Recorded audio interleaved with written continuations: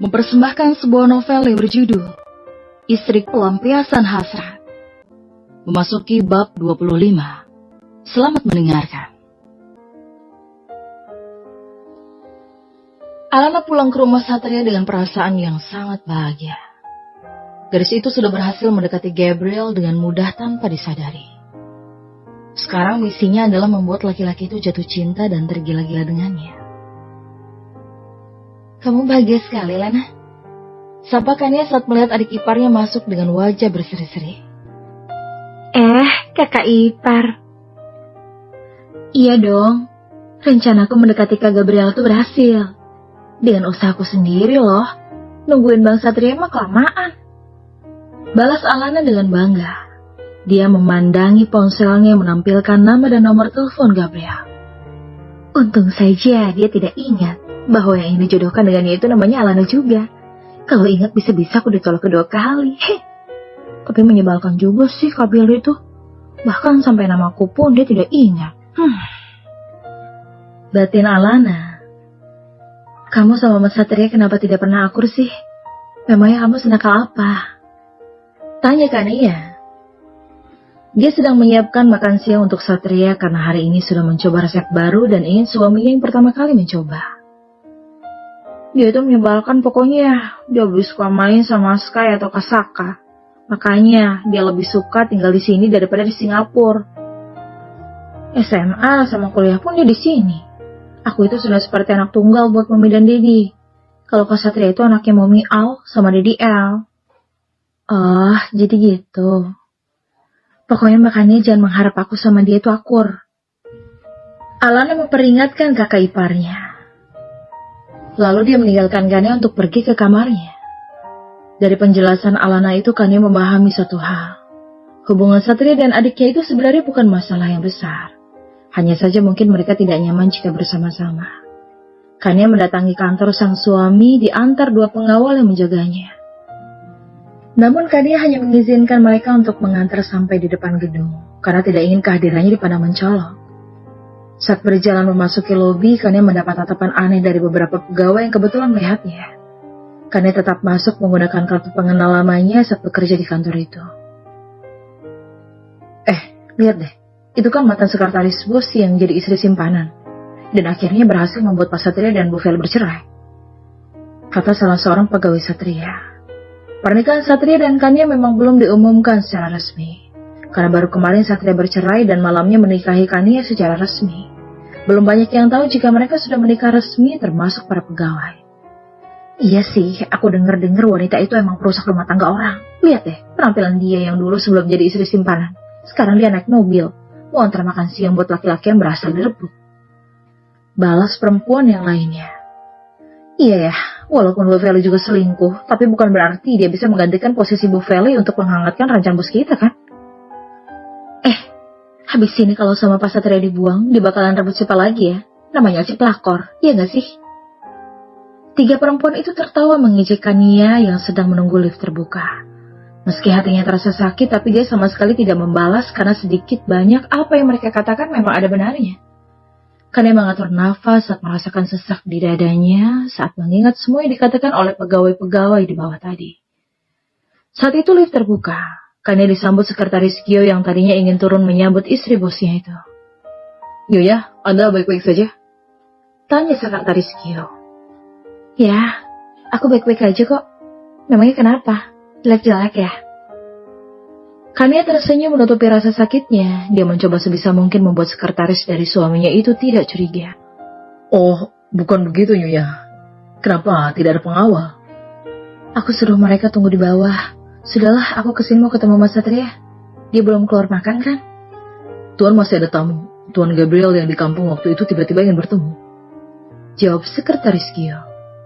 Mas Gabriel, ada apa? Saat ini Gabriel sedang mengunjungi kantor Satria untuk membicarakan adik Satria. Jadi kamu menolak adikku karena sudah punya pacar?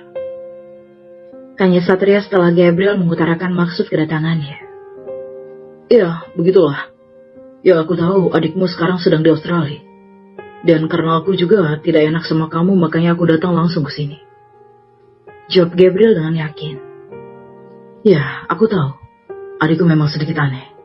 Tapi dia sangat baik sebenarnya. Aku yakin dia akan mendapatkan suami yang terbaik. Ya, aku berharap demikian. Kalau begitu, aku pamit dulu. Gabriel menyalami Satria sebagai tanda pamitnya. Satria lalu mengantarkan laki-laki yang lebih tua darinya itu untuk keluar dari ruangannya. Oh ya, aku sama Kania sudah menikah secara resmi. Aku harap saat kami mengadakan resepsi nanti, kamu bersedia untuk datang bersama kekasihmu. Tepat saat Satria menyelesaikan kalimatnya, pintu ruangan terbuka, dan muncullah Kania yang membawa rantang untuk makan siang mereka. Kania sangat penasaran, apakah Gabriel itu orang yang sama dengan laki-laki idaman Alana? Dari yang gadis itu ceritakan, sepertinya mereka sudah semakin dekat. Ada Mas Gabriel? Kata Kania sambil menundukkan kepala. Iya, kebetulan aku ada meeting sekalian makan siang dekat sini. Jadi sekalian mampir saja Kania. Kayaknya kalian juga mau makan siang. Kalau begitu aku duluan. Gabriel sepertinya terburu-buru meninggalkan Satria dan Kania. Sebenarnya dia juga malu pada Kania kalau sampai wanita itu tahu bahwa dirinya dijodohkan dengan adik iparnya. Pasti akan sangat memalukan. Seorang laki-laki tampan yang tidak bisa mencari jodohnya sendiri. Satria langsung menarik pinggang wanita itu dan merangkulnya. Dia bilang dia sudah punya pacar, makanya dia menolak dijodohkan sama Alana. Kamu kesini bawa apa, sayang? Tanya Satria saat melihat Gabriel telah pergi. Aku bawain makanan buat makan siang kita. Cobain ya, Mas. Dua orang menjadi suami istri itu masuk ke ruangan Satria. Berarti memang Gabriel sama kan, Mas? Tapi tadi Alana kelihatan bahagia banget dia habis jalan sama Gabriel. Palingan dia hanya halusinasi saja. Saking tergila-gilanya. Udah jelas-jelas Gabriel itu punya pacar dan menolak Alana mentah-mentah sampai kabur ke kampung. Gimana bisa dia jalan sama Gabriel? Udahlah sayang. Biarkan aja si Alana itu. Dia memang gitu, kecentilan. Mas, dia itu kan adikmu. Jangan gitu dong. Sama adik sendiri kok jahat banget sih. Kania mengerucutkan bibirnya, dan hal itu membuat Satria gemas selalu menciumnya. Mas? Iya sayang, jangan teriak-teriak. Nanti dikiranya kita mau gituan di sini. Tapi boleh sih, biar mulai yang dulu. Otak mesum Satria tiba-tiba bekerja dan membayangkan saat Kania masih menjadi asisten pribadinya. Gimana kalau kamu di sini sambil temenin aku kerja? Semangat aku pasti berkali-kali lipat sayang. Apa sih mas? Kamu ada-ada aja deh. Kania menyiapkan makan yang tadi sudah ia bawa dari rumah. Mengingat penghinaan karyawannya tadi, Kania berpikir tidak akan kembali ke kantor. Mereka sudah mengecapnya dengan buruk. Rebut suami orang telah melekat pada dirinya. Kalau kembali ke kantor, entah penghinaan apa lagi yang akan Kania terima. Kania tidak mau menceritakan ucapan para pegawai tadi pada Satria. Karena dia yakin hal itu akan semakin menambah buruk image-nya. Saat Satria baru selesai makan, tiba-tiba sekretaris Gio meminta izin untuk masuk. Aku baru selesai makan siang dengan istriku. Ada apa? Tanya Satria pada sekretaris Gio yang membawa 3 perempuan entah dari divisi apa. Ada yang ingin meminta maaf pada nyonya, Tuan. Jawab sekretaris Gio. Minta maaf? Ada masalah apa? Kania langsung menoleh ke belakang dan melihat sekretaris suaminya membawa 3 wanita yang tadi menghinanya. Mereka sudah menghina Nyonya Kania, Tuan. Mereka mengatakan banyak hal buruk tentang Nyonya. Salah satu yang mengatakan bahwa Nyonya hanya istri simpanan yang menggoda Tuan Satria. Mendengar penjelasan sekretarisnya, Satria menatap ketiga pegawai itu sambil mengepalkan tangan. Matanya memerah seperti pedang yang siap menghunus musuhnya. Satria berdiri dengan lantang saat sekretarisnya mengatakan bahwa ketiga pegawainya itu telah menghina Kania, istrinya tercinta. Sebagai seorang laki-laki yang sangat mencintai wanitanya, Satria tentu sangat marah saat ada orang yang menghina istrinya seperti itu. Atas dasar apa kalian menghina istriku? Tanya Satria dengan suara lantang. Otaknya terasa mendidih saat ini. Terlebih melihat Kania yang seperti diam saja, padahal baru saja direndahkan. Kalau kalian mau menghinanya, hina saya. Saya yang merayunya. Saya yang ingin memilikinya. Lalu apa urusannya dengan kalian? Bukankah saya menggaji kalian untuk bekerja? untuk membantu perusahaan, bukan mengomentari kehidupan saya dan orang-orang di sekitar saya. Suara bentakan itu semakin menunjukkan sisi buas yang selama ini tidak pernah ditunjukkan kepada siapapun. Mas, Kania mendekati suaminya dan meraih tangan itu dengan maksud untuk membuat suaminya lebih tenang. Yang mereka katakan itu tidak salah, karena aku masuk ke dalam kehidupan kamu. Memang sebagai orang ketiga, meskipun mereka tidak tahu kebenaran alasannya, tapi tetap saja faktanya aku memang istri simpanan, orang ketiga, dan perebut suami orang. Mata Kania berkaca-kaca, tetapi bibirnya menyunggingkan senyum. Dia berusaha terlihat kuat dan tegar, tapi tubuhnya tidak bisa berdusta. Buliran bening meluncur tiba-tiba dari sudut matanya. Dengan cepat dia menghapusnya, seakan tidak ingin Satria melihat air mata itu. Tapi mereka sama sekali tidak berhak menilai kehidupan kita kayaknya. Memangnya mereka siapa? Meski masih kesal, tapi nada bicara Satria sudah mulai turun. Maafkan saya, Pak. Maafkan saya, Nona Kania. Saya memang bersalah. Ucap salah seorang dari ketiga pegawai itu. Maafkan saya juga, Pak, Nona Kania. Maafkan saya. Saya juga minta maaf, Pak Satria, Nona Kania. Ketiganya menunduk ketakutan. Mereka tidak menyangka jika ada melapor pada sekretaris Gio saat mereka menghina Kania. Mereka bahkan tidak tahu jika Kania sudah menjadi istri sah Satria. Padahal Satria dan istri pertamanya baru saja bercerai. Iya, nggak apa-apa. Lain kali hati-hati saja ya kalau pas kerja. Balas Kania sembari mengulum senyumnya. Dia bukanlah pendendam yang akan membalas setiap ucapan menyakitkan dan penghinaan yang diterimanya. Gio, suruh mereka bersih-bersih toilet di lantai ini selama 1 bulan. Dan bawa mereka keluar. Satria kembali duduk dan enggan menatap ketiga pegawai itu. Sekretaris Gio mengantar mereka keluar setelah ketiganya kembali mengucapkan maaf dan terima kasih pada Kania dan juga Satria. Hati kamu terbuat dari apa sih, Kania? Kenapa kamu diam saja? Padahal aku yakin yang mereka katakan di depanmu itu langsung pasti menyakitkan, bukan? Mata Satria menatap Kania begitu dalam, seolah dia mencari tahu ke dalam isi hati istrinya itu lewat matanya. Aku tidak sesuci itu, Mas.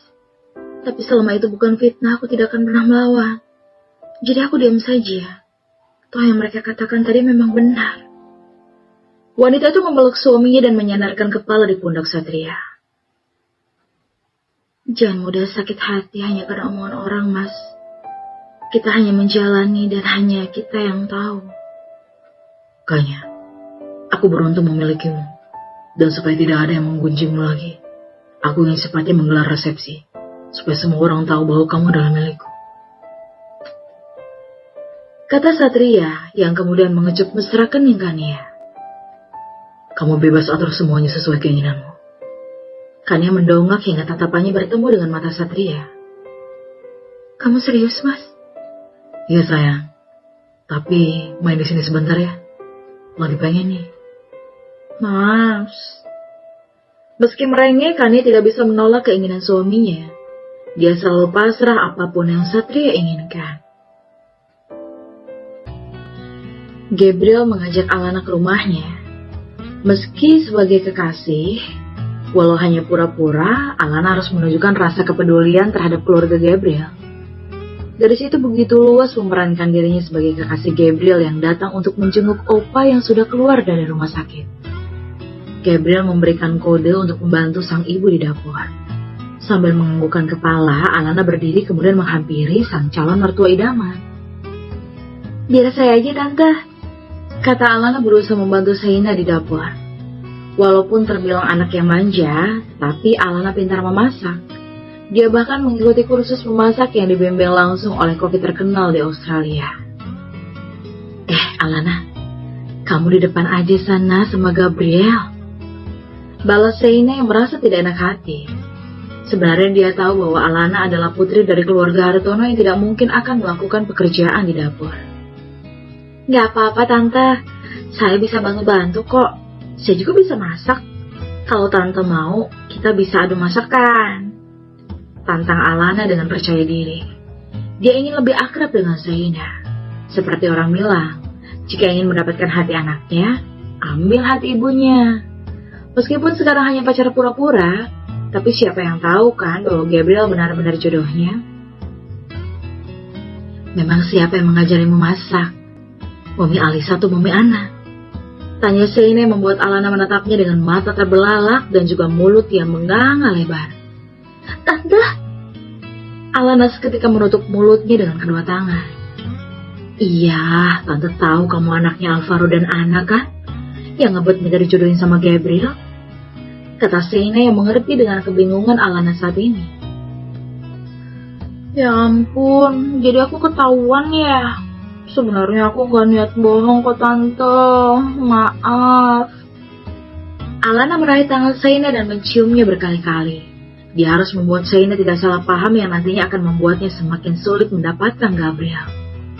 Tenang Alana, tenang, kamu gak salah. Zaina berusaha melepaskan tangannya dari Alana yang sedang merasa bersalah padanya. Kamu gak bohong karena kamu memang Alana. Yang Tante bingung, cuma kenapa kamu bisa pacaran sama Gabriel? Tapi Gabriel menolak perjodohan kalian. Kenapa? Alana melirik ke kanan dan ke kiri, memastikan Gabriel atau siapapun tidak ada yang mendengarkan mereka saat ini. Jadi begini Tante, waktu itu kan aku ke rumah sakit. Ketemu Kak Gabriel. Aku cuma modus biar bisa kenalan sama Kak Gabriel. Gak taunya Kak Gabriel minta tolong sama aku buat pura-pura jadi pacarnya. Dan itu katanya untuk menolak perjodohannya sama aku. Aneh kan Tante? Zaina tertawa kecil mendengar penjelasan Alana. Sebagai ibu, tentu dia lebih tahu watak Gabriel. Ya, 11-12 lah dengan suaminya. Salah sendiri sih dia. Waktu Om Bara kasih lihat foto sama nama kamu ke dia aja, dia malah nolak. Dengan sombongnya, gak akan mau dijodohkan walau kamu secantik artis Korea. Terus dia kabur deh, dan sekarang malah ketemu kamu. Memang dasar ya itu anak, kena karma karena sudah meremehkan kamu Alana. Jelas Zaina masih mentertawakan putranya yang kini terjebak dalam permainannya sendiri. Oh, berarti Kak Gabriel itu belum lihat foto aku dan belum tahu nama aku, Tante. Begitu. Alana mendekatkan wajahnya pada Zaina yang mengangguk sambil menahan tawa. Iya, Alana. Ya, mungkin kemarin-kemarin sudah pernah dirinya singgung kan, tapi mungkin Billnya lupa. Tapi kamu tenang aja. Tante dukung kamu buat ngerjain balik pacar pura-pura kamu itu. Alana mengulurkan keningnya. Dia sama sekali tidak menyangka wanita yang sudah diklaim menjadi calon mertuanya itu malah mendukungnya. Kerjain gimana Tante? Tanya Alana dengan wajah berbinar. Sepertinya dua wanita yang sama-sama menyayangi Gabriel itu akan bekerja sama untuk membalas sang perjaka mata.